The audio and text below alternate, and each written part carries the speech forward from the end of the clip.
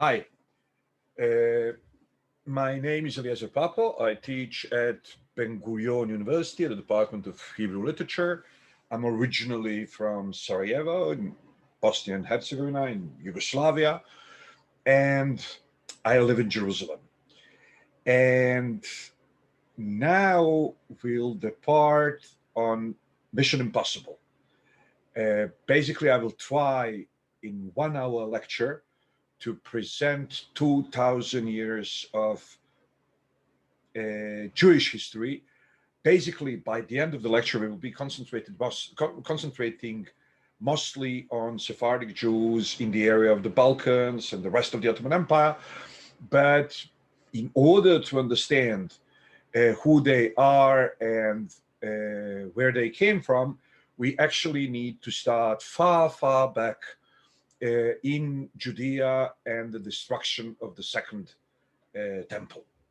So I'll be sharing right now the PowerPoint presentation that I prepared for this occasion.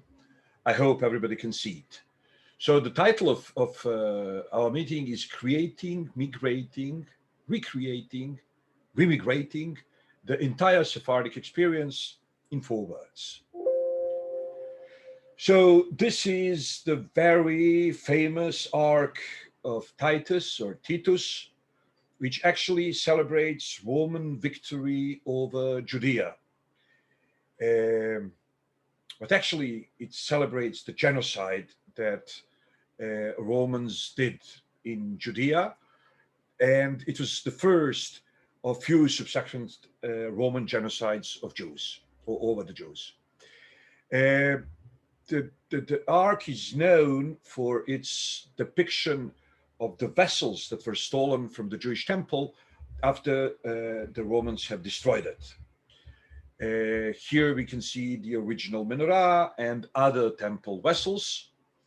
And today we are used to see all these Roman monuments or remnants of Roman monuments in black and white. But actually, we suppose that once upon a time, this is the way they really looked like.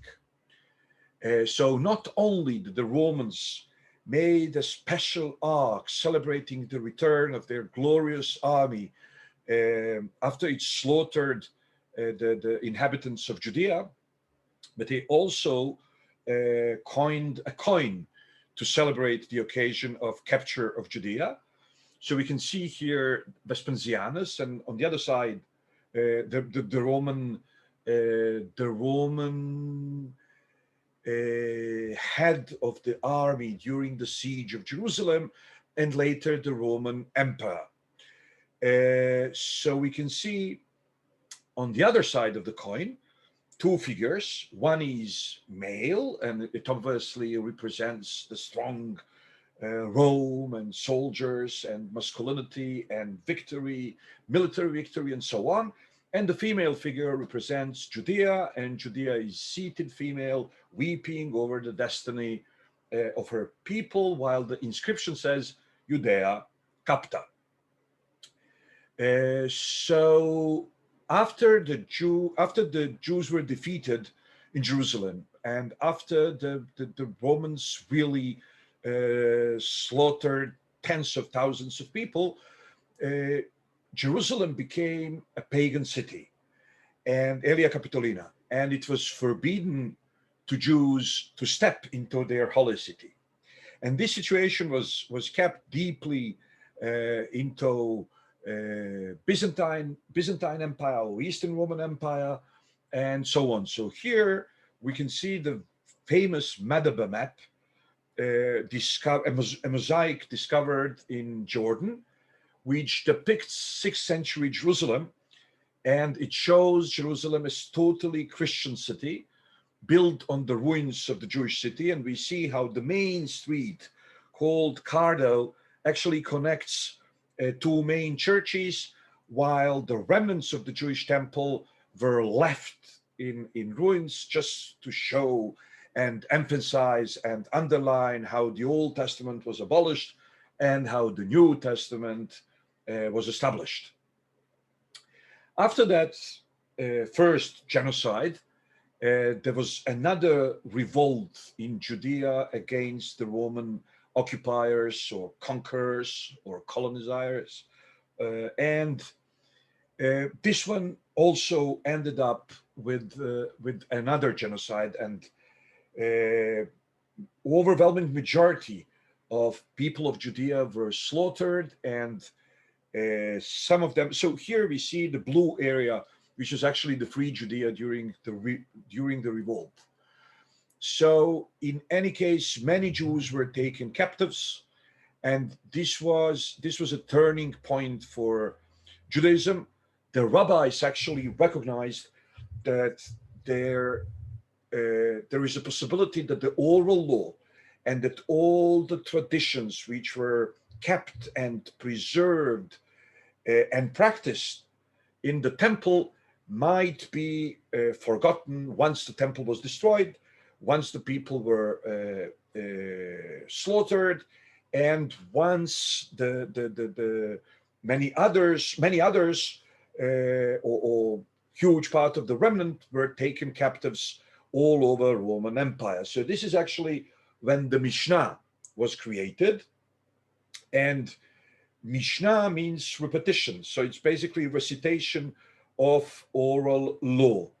Now, many a time people don't really, I mean, everybody is aware how the Christians took over the Jewish Old Testament and then added on top of it their own New Testament. So everybody knows what Christianity owes to Judaism. However, though, with Islam, it's a different situation, because many a time, being the fact that Islam didn't take over the Jewish canon and then build on top of it another layer of canon, people don't recognize how many Jewish institutions were taken over by Islam. So this is one of those opportunities where we can underline that actually the Islamic or Arabic word sunnah is the same as Hebrew Mishnah. The Arabic sin and Hebrew, the Arabic s and Hebrew sh, right, are standing for the same. And then sunnah actually means the habitual practice and so on. So just like the Mishnah, but in Hebrew we have prefix m, which actually points to embodiment, right? So Shana would mean he was teaching, he was orally transmitting, and then you add an M at the beginning, and the word Mishnah means embodiment of oral teachings. And this is not the first time or the first such term, but actually the Hebrew Bible in rabbinical literature is referred to as Mikra. Again, the prefix M points to embodiment, and the trilateral source, trilateral or three-consonant source is Kof Resh Aleph, and it's just like Quran. So basically, the Arabic word for the Muslim or for Islamic holy book is equivalent of Hebrew name for Hebrew holy book, the same way the Muslim name or Arabic/Islamic way name for the Islamic oral tradition is same as Hebrew Jewish name for Hebrew oral tradition.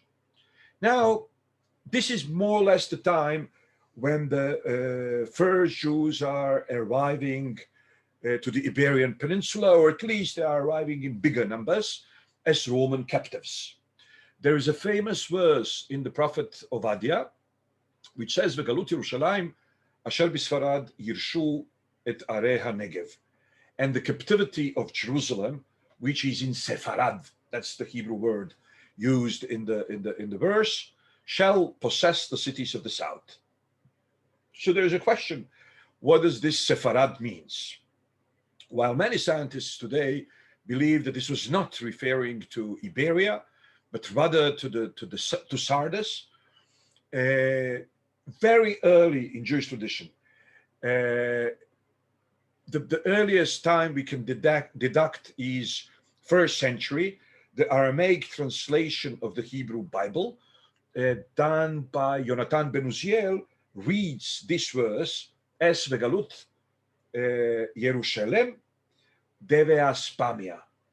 And the captivity of Jerusalem, which is in Aspamia, which is Spain. So Sepharad is basically Spain. So as early as in the first century, the Jews established a tradition that the verse in the prophet Obadiah speaks about the Jews of Spain. That would mean that the Jews who ended in Spain were the Jews of Jerusalem, which would mean the remnant of the royal family, the aristocracy, and the priesthood, because these were the inhabitants of Jerusalem. This will be very important for the rest of our lecture because it's important for the self-understanding of the Sephardim. So this is the time when Jews got scattered all around the Roman Empire, but overwhelming majority of the Jews lived peacefully in much better place and situation in today Iraq, in Babylonia, right, in Babylon. And these are few of their intellectual centers, like Pumbedita, Sura, Nechardea, Mechoza, and so on. These were actually the most famous rabbinic academies. And even though there were still academies of rabbinic learning in the land of Israel, basically until the Crusades, the mere fact, or the very fact, that more than 80% of Jews worldwide lived in Babylonia, lived in Iraq. That meant that the decisions of their academies were somehow, I mean, let me put it this way. Being the fact that in Babylon there was highest percentage of Jews in the entire world, the quantity also gave them the quality. And then the fact that other centers in diaspora, such as Northern Africa and Spain and so on, developed from Babylon, that meant that the teachings of the yeshivot of Babylon were given primacy over the teachings of the yeshivot of rabbinic academies of the land of Israel. So that's how the Babylonian Talmud in 5th century came to exist. It's a huge work which represents the embodiment of later oral traditions based on Mishnah.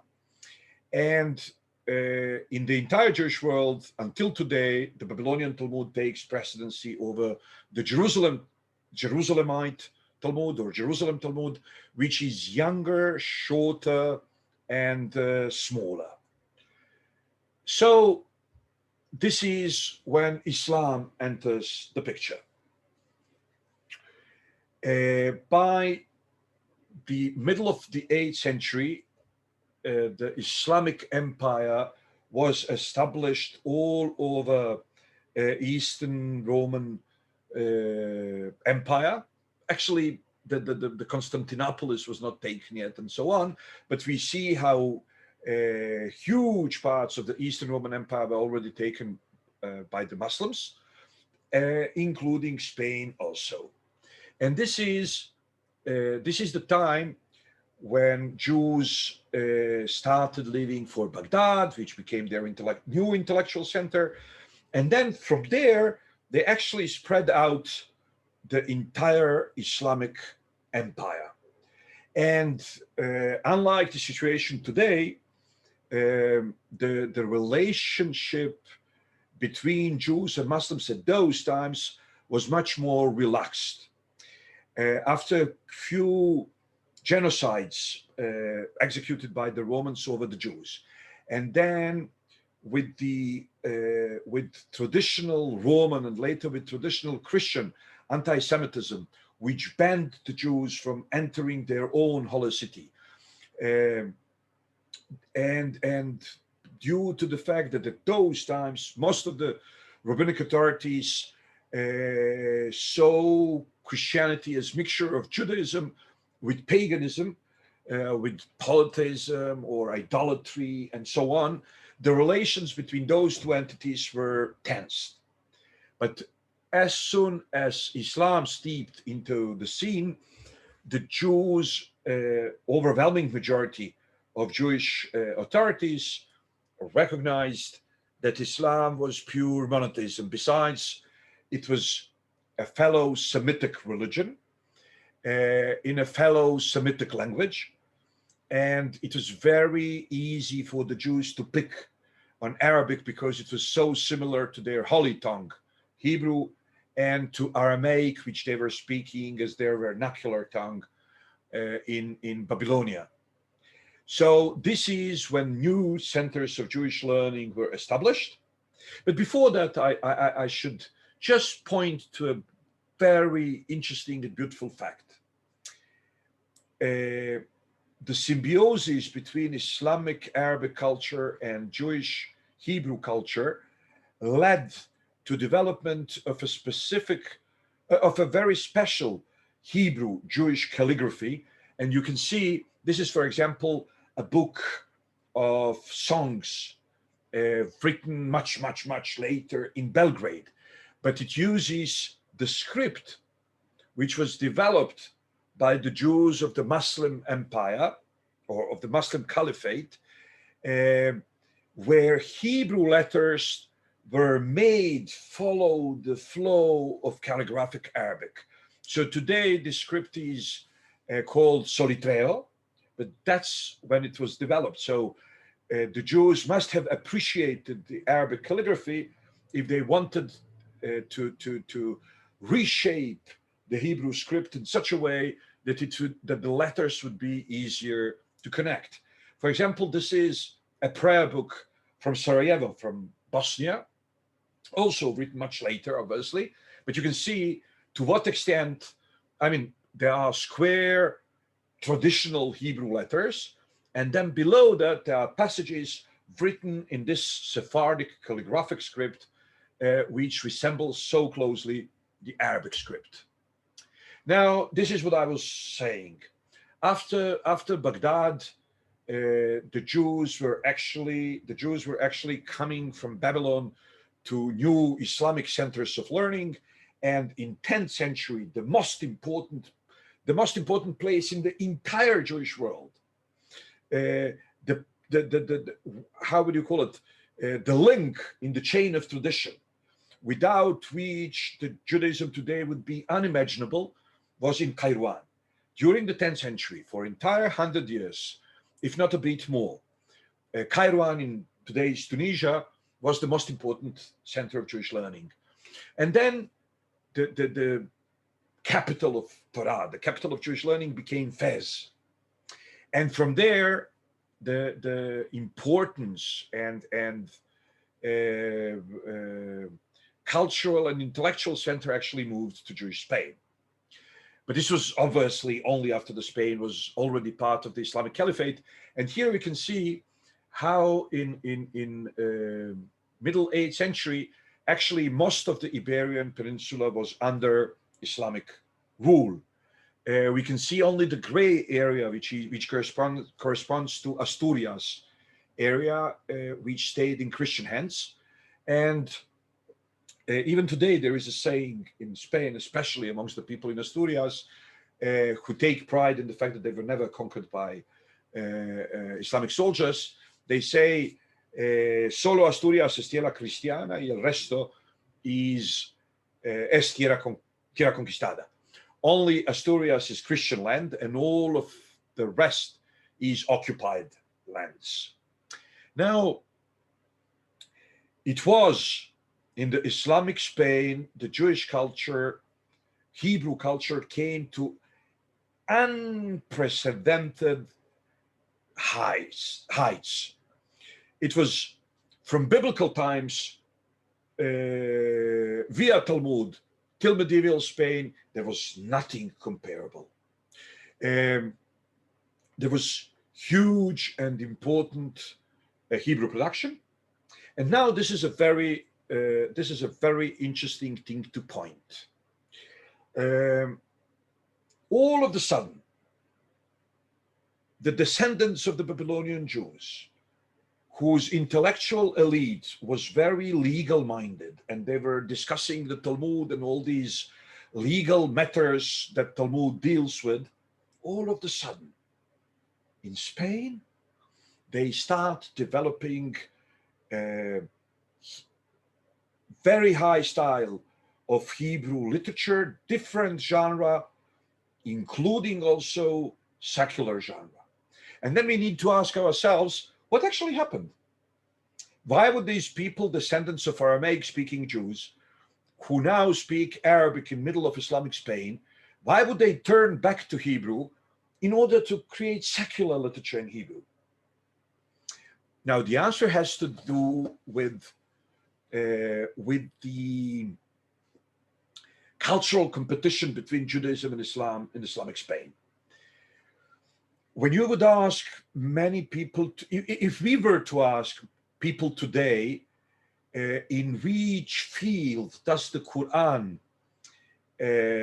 puts the final celestial proof of its divinity or of its celestial origin, many people in the West who tend to reduce Islam to politics would say it's probably, you know, in the field of war and politics and etc. However, though, when Muhammad complains to God in Quran that many people do not recognize him as a prophet and that his words are not listened to, then God tells him, oh, so let them then create such beautiful words as those that we are delivering to you.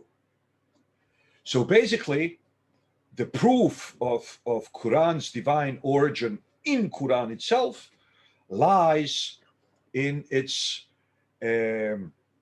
unbeatable or uncompetable beauty in the field of aesthetics. So basically, the Arabs developed an already existent literature, but now claiming that in Arabic language everything clicks better. So they were prompt to write any kind of songs on any kind of subject just to prove the special clickness of the Arabic language. And this is where the rabbis, Sephardic rabbis in Islamic Spain, picked the glove. And they also started creating poetry in beautiful, renewed biblical Hebrew, just to prove that whatever you can write about in Arabic, we can write about in Hebrew, and in Hebrew it clicks even better. So the Sephardic Jews over here developed a very interesting strategy, which is also important for us dealing with our own age of migrations. The strategy said, we are a minority group. We are a minority group par excellence. Consequently,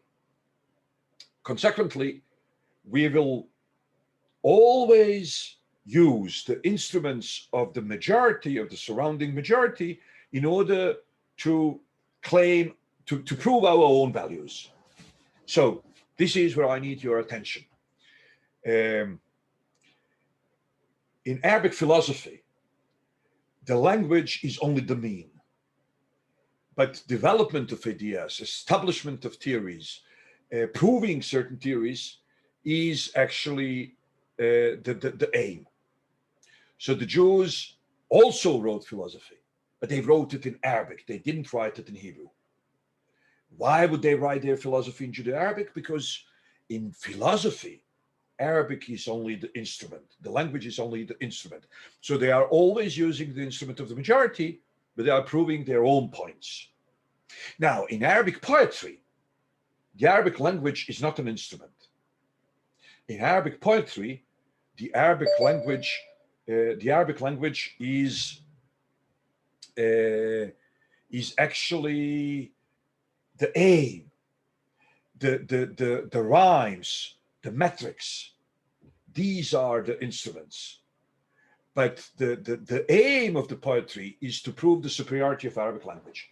This is why the Jews of Spain had to restore Hebrew poetry, and they started actually competing their Arabic neighbors by creating in biblical Hebrew, in renewed biblical Hebrew, poetry, including secular poetry, saying whatever you sing about, we can sing about in Hebrew, but better. So there was a gradual reconquista, and the situation with the Jews in Islamic Spain was changing, because at a certain point we can see how the north was the northern parts of Iberia, for example, in 1940, already 1/3 of Spain was captured or recaptured or occupied or liberated, whoever you are and however you look at those things, by the Christian forces. And this is when we can see that, for example, in the middle of 11th century, it was already almost half Spain. And by the middle of the 12th century, it was already 2/3 of Spain. And this is when the Muslim rulers of Spain invited Berber dynasty from Morocco, and they came in to help, but they also took over, and they also at a certain point they also abolished Christianity and Judaism in the Islamic part of Spain, and things started changing for worse, and many Jewish communities were destroyed and annihilated.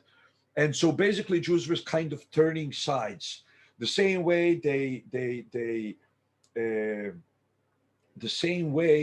they accepted the Arabs when they entered Spain as liberators from Roman Christian Catholic oppression. Now they were looking forward to Reconquista, because Muslims now were very harsh on the Jews. In any case, this was a gradual process, but we can say that in this period, like 10th, 11th century, this is the golden age of Hebrew literature in Spain. And then many people say, oh, so it's in Muslim Spain. And then others say, well, but we have some cases in Christian Spain. Well, the best thing to look at it is to say that actually the golden age was on both sides of the border, which kept moving, which means that actually not the mainland of the Christian Spain or the mainland of Muslim Spain, but exactly the border proved to be very, very, how would you say, productive place. So slowly but surely, Christians were taking over. So we can see how in 13th century it was already 2/3 of Spain, and later only Granada and few cities around it were still in the Arabic hands. So in the same year, 1492, when the military presence when the Muslim and Arab military presence was removed from Spain, at that very same year, the Jews were expelled from Spain. But not all the Jews were expelled. Actually, they were given an option, either to convert to Christianity or to leave. Approximately, there were 600,000 Jews living in the Iberian Peninsula at that time. 200,000 of them were already 100 years before, 1391, forcefully converted to Christianity. So at this moment, in 1492, we have 600,000 Jews. 200,000 of them are Christians on the outside, but Jews on the inside, because they were converted by force, not because of their conviction. And 400,000 of Jews who were still practicing their Judaism openly. So out of those 400, now 200 converted Jews were not allowed to leave Spain. So you're actually talking of 400,000 Jews who were given option to convert or to leave. Half of them converted. So basically 400,000 Jews stayed in Spain as Christians, forcefully converted Christians. 200,000 Jews left, and they left towards the Northern Africa and Ottoman Empire, some of them also to Italy and Papal lands and so on, but overwhelming majority went to the Ottoman Empire. Some went to Portugal, but later in Portugal they were also forcefully converted. But this is something that I want to point out. You remember how I said that actually Torah or intellect, the center of intellectual learning moved from Baghdad to Tunisia, from Tunisia to Morocco, from Morocco to Muslim Spain. This is a famous Barcelona Haggadah from 13th century, and you can see on the top picture a service in the synagogue, and you can see how Jews actually, I mean, it's a Jewish painter, or even if it's a Christian painter painting the Jewish Hebrew book, obviously the scene is from that time. So this is the depiction of the Jews in Barcelona praying, and we can see how the Jews in 13th century Spain were still not wearing trousers. They were wearing their very, very, very Mughrebi style jilabas. Here is the famous Sarajevo Haggadah, which was also produced in that same Barcelona, in Aragon, Catalonia. So on the left side of it, we can see the Spanish or Catalonian Jews leaving the synagogue. And again, we see them not with trousers, but rather with Moroccan or North African type of jilabas. And here on the right side, we see some of the depictions of the biblical scenes. So we see Moses establishing the Sanhedrin, and we see Moses appointing Yehoshua. But we also see that they imagined the Jews in the times of Moses to be the same like them, dressed in these Moroccan jilabas. And we can see here is the giving of the Torah on Sinai. This is again, Barcelonian, Catalonian depiction from the Sarajevo Haggadah. And we can see how, being the fact that this is a holy moment, they all put their jilabas over their heads. But on the right side, where we see them collecting manna, this is not a sacred moment. It's not a religious moment. So they all have their heads uncovered. From there, we know the Jews in Spain didn't use to cover their heads all the time, but only during the religious service. So they imagined the Jews of old in the ancient time to be just like them in their own North African, Moroccan, Andalusian style jalabas, but they understood the Gentiles in Egypt to be just like Gentiles in Spain. So here we can see how the wife of Potiphar is steering, the Joseph's clothes, and then Joseph is taken to prison, and he's taken to prison by an Egyptian soldier, but Jewish author from 13th century Spain imagined him to be like a Spanish soldier. And here we can see, how Joseph sends his soldiers, acting as Egyptian prince, to bring back his brothers. And again, Egyptian soldiers look like Spanish soldiers. So they imagine Gentiles to be like the Gentiles in Spain, and the Jews of old to be like the Jews in Spain.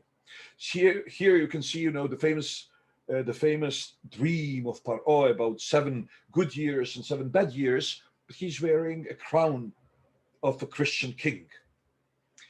So these are the Moroccan jilabas. I just wanted to make a point how actually the way the Jews dressed in Spain is very similar to the way the people in Morocco are dressed even today. Here on the right side, you can see Moses, and on the left side, you can see myself, and I'm wearing an attire that I bought in Morocco, and Moses is wearing something the Jews in Spain in 14th century, 13th century, beginning of 14th century, imagined him to wear.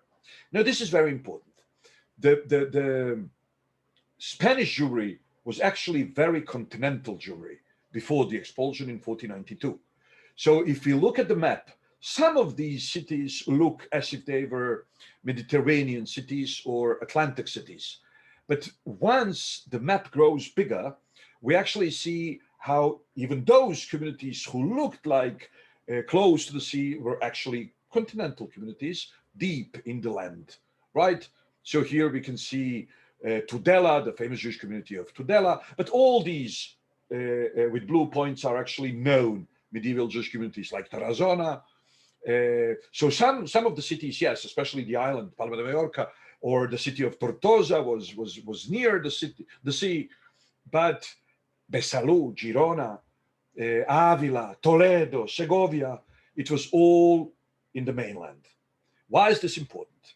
Because once the Jews were expelled from Spain, they actually established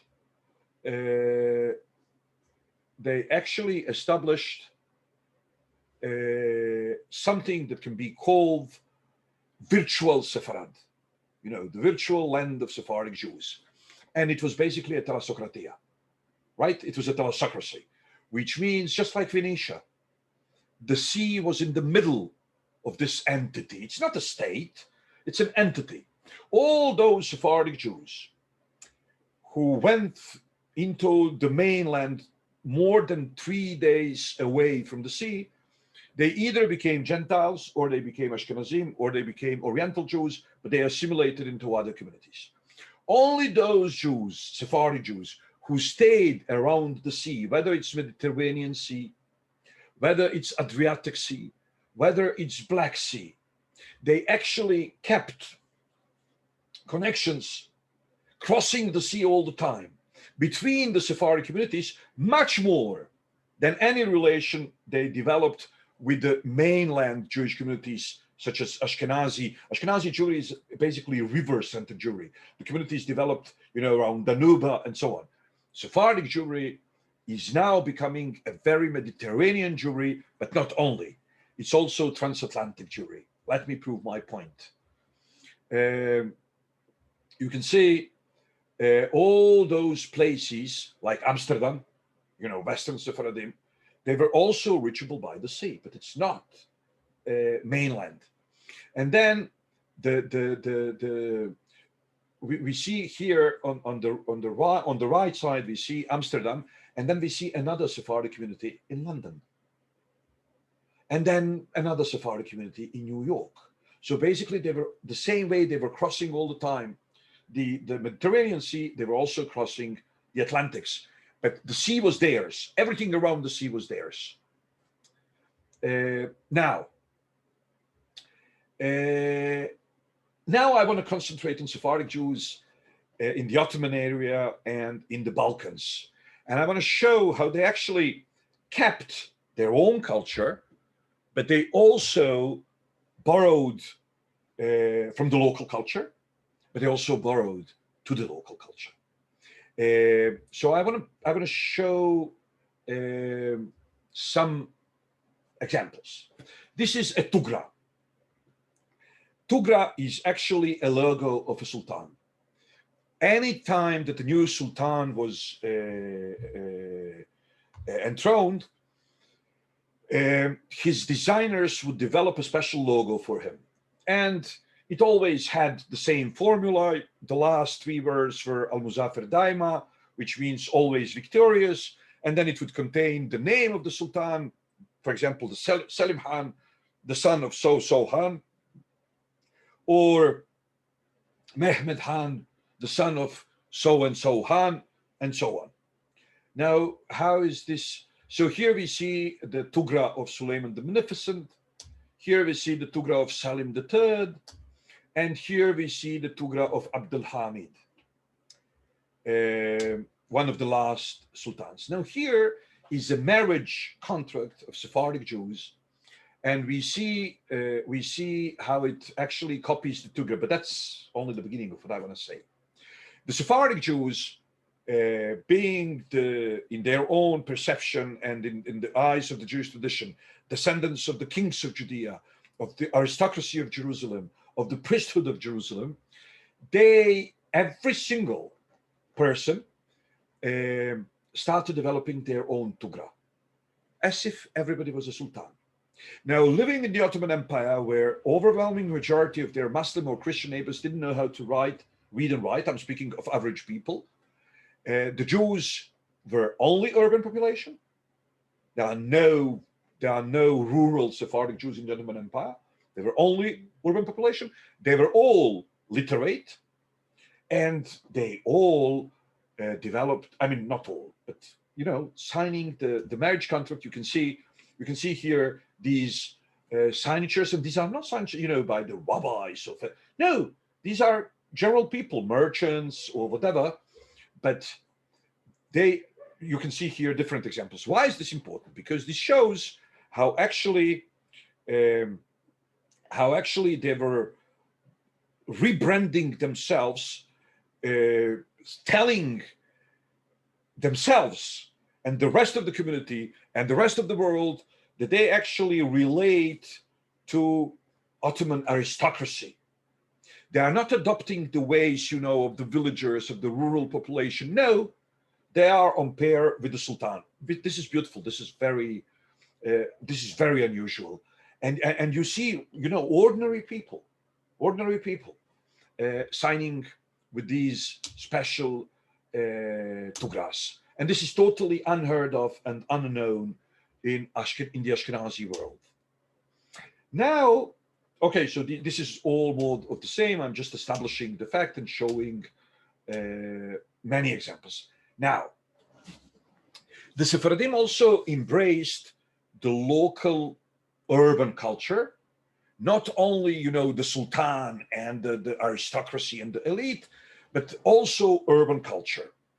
So this is one of the most prolific 17th century authors, Rabbi Israel Najara, who wrote thousands of songs. But this guy was walking encyclopedia on Ottoman music. He knew thousands of Turkish, Persian, and Arabic songs. And other Jews knew them, and they were singing them. And then he said, I will write you for any known Arabic, Persian, or Turkish melody, I'll write a Hebrew text. But you can see, you can try to see how above every single such a song, he would write melody, and then he would write the name of the original Persian, Arabic, or Turkish song. And then he would also write a musical note about the style, Turki, which means Turkish, and about the makam.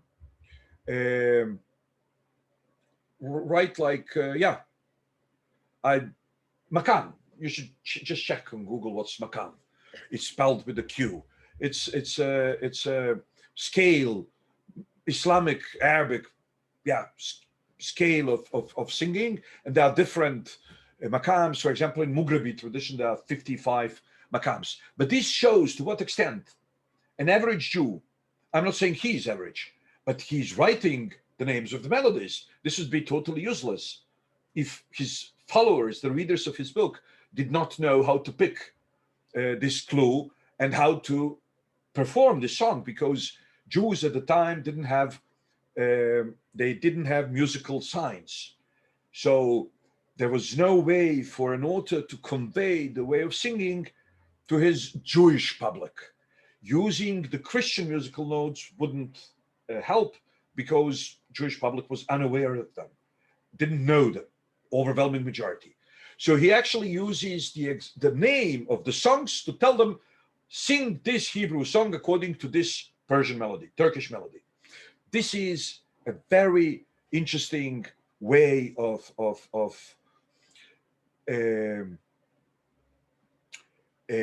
let me put it this way. Every single minority group has two aims, which sometimes seem to exclude each other, which seem to be mutually exclusive. The group would like to blend in in order not to be calling too much attention. But on the other side, they would also like to stay different, not to assimilate. So decide which thing you want to. Either you want to blend in or you want to assimilate. So they say, no, we want to assimilate to a certain point, to blend in to a certain point, but we also want to stay a separate group. Now, the folklore is one of those fields in which you can do that. By the very fact that Jews picked the Arabic or Persian or Turkish melodies, brought them to the synagogue, made them blend in, because a Muslim or a Christian guy in the Ottoman Empire would pass by, he would hear the melody from the synagogue and would say, he would pick up on the melody. He would pick up on the melody. He knows the song. It's a lyric song. It's a love song that everybody sings. And then he would say, well, these Jews are okay. They're totally okay. But then this is blending in. But then reaffirming your own identity is, yes, we picked the melody, but while you guys are singing about tits and hair and asses, we are singing about God. So we are, we are like you, but we are a bit better. Every single minority group needs to feel better in order to stick to its own identity and not to blend in too much. So we had one example of Sephardic Jews adopting something that belongs to the high elite of the Ottoman society. Then we see something that unites between them, connects bridges between them and the urban elite any place, which is the music. Then we can see this is actually the first Jewish musical ever.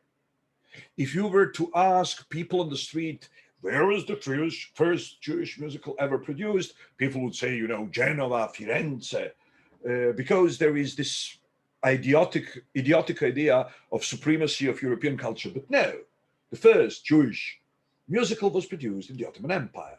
And it was called Complas de Yosef HaTzadik. And it's actually a drama based on the biblical story of Joseph. But what we can see is incorporating within this musical the court music of the Ottoman Empire. So you can see here below 982, you can see Taksim, and then you can see here Semai, and you can see here Dugya, which is the name of Makam, Merefshan, which is the name of musical unit, Dugya, name of Makam, Pishref, Saakil. All these are instructions on how to do this music, and it's based not on rural music, not even on urban music general, but on the court music of the Ottoman court. Now I want to switch to something very interesting. Hag is Hebrew word for holiday, in which you are obliged to make a pilgrimage to Jerusalem. Hag. It comes from Hebrew word lahug, which means to circle, because on that day you are supposed to come to the temple to circle the temple. Obviously, the Hebrew concept of Hag, the pilgrim holiday when you circle around the temple, gave birth to Islamic institution of Hajj. But then, interestingly enough, the Jews picked on a development that Muslims did into the Jewish institution of Hajj. And what's that? A Muslim that makes pilgrimage to Mecca and Medina, when he returns to his place, he's called Haji. And the Jews never had this title. But then they were like, oh, I want one like this also.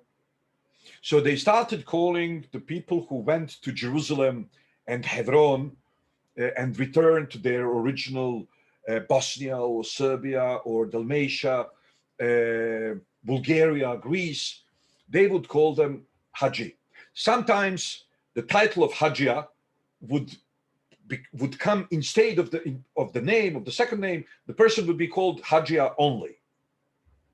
Sometimes you can see this is the list of the the sees of the Jewish community of Sarajevo. Obviously, it's with Hebrew letters, but I made some transcriptions, and you can see Aji Yaakov.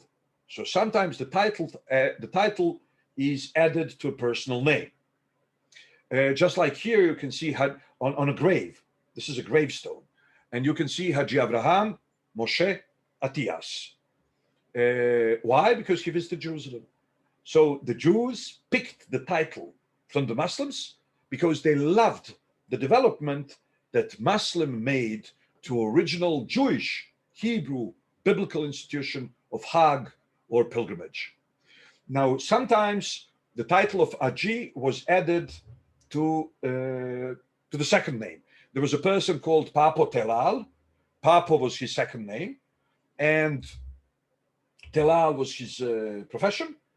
And after he made his pilgrimage to Jerusalem and returned to Sarajevo, he was called Haji Papo Telal. And then sometimes this would convert into the second name of the family.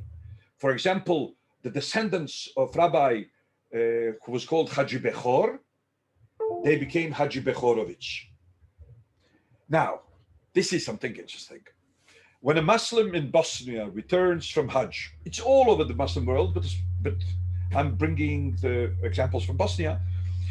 People would put around their fes a special golden saruk. And this actually meant that they were Hajj. So not only that Bosnian Jews picked on the title, these are all Muslims, but we also see in a single case of Haji Kalmi Altarats from Banja Luka, that he returned from Jerusalem, and then he said, well, Muslims have a hat, a special hat. I should develop my own Jewish special hat for a Hajj. So here we see him wearing on daily basis his Hajj hat. Now, this is all borrowing, but let me show you something of some examples of giving. This is the robe of the chief Sephardic rabbi of any Ottoman province. This one specifically is of the chief rabbi of Izmir. But the same thing was in Istanbul and in Jerusalem and in Sarajevo, obviously. So you can see how it looks like, and you can see here, for example, the chief rabbi of Israel, Rabbi Moshe Amar wearing one, or the present chief rabbi of Israel, Sephardic chief rabbi of Israel, Rabbi Yitzchak Yosef wearing one. And look at this. This is the Muslim chief mufti of Sarajevo. Why is he wearing this? It's interesting. When the Austro-Hungarians occupied Bosnia and Herzegovina, they wanted to sever the ties between local Muslim population and Istanbul. Now, every single Ottoman city had a mufti, right? And there was no chief mufti, for chief mufti for Syria. It doesn't work that way, right? There is mufti for Damascus, and there is mufti of Harab, and there is mufti of the muftis of the cities. And all the cities belong to the Ottoman Empire, right? Now, the Austrians, they wanted to separate Bosnian Muslims from the Ottoman Empire. So they picked the mufti of Sarajevo, and they converted him into Rais Ulama. Now, other countries don't have Rais Ulama. It's totally Bosnian, and later it became also tradition in Serbia and Montenegro, but because of Bosnia. Rais Ulama would mean the head of the priesthood, or the head of the clergy. Rais is head in Arabic, and ulama are the knowers, the deciders of the Islamic law. Now look at this. Not only he was given the robe of the Sephardic chief rabbi, he was also given the title of Sephardic chief rabbi, but translated to Arabic. How is this so? The chief rabbi in the Ottoman Empire, the chief rabbi of the city, was called Hacham Bashi. Hacham means the sage, the rabbi, And Bashi in Turkish means the head. So the head rabbi. Now, the Austro-Hungarians knew that Bosnian Muslims consciously, subconsciously are aware, that the chief rabbi is actually the ethnarch, the representative of the non-Muslims in the Islamic court. So they wanted then to understand that now, when Bosnia is becoming part of the Austro-Hungarian Empire, Bosnian Muslims are what Jews were in the Austro-Hungarian, in the Ottoman Empire. They are now the minority within a Christian empire. They need to have their own head, and that head of Muslim community is called Ra'isul Ulama, which is Arabic translation or translation into Arabic of the title of Sephardic chief rabbi. And he was given the same robe.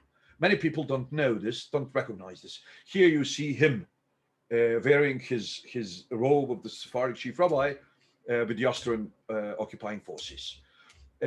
So basically, I think that this is more or less time to finish. I'm not really going to comment on all the pictures I have prepared, but I believe that we learned. I mean, it's a mission impossible to present 2,000 years of history in a single hour. But I believe that I've shown how the migrations of the Jews, and then instruments that they were developing on their way, and methodology that a special strategy, it's not methodology, it's special strategy of, using the instruments of the majority to prove your own points, using Arabic for philosophy, but Hebrew for poetry, including secular poetry. And then later moving to the Ottoman Empire, using the urban music to show that you belong, but making it lyric urban music, religious music, just to show that you are better than the others. And then relating at the same time to the elites, not that the elites knew the Jews had these logos just like sultans, but they were telling themselves, that they are high strata of the society. And then we see that in musical, the Jewish elite produces a musical which actually shows that they are part of the court culture of the Ottoman Empire. At the same time, we see that they are becoming an exemplary community, and that when the Austro-Hungarian occupation forces want to reshape the Muslim community, they are reshaping them after the Jews. Thank you so much for your attention, and the world is small. I shall probably see you someplace sometimes.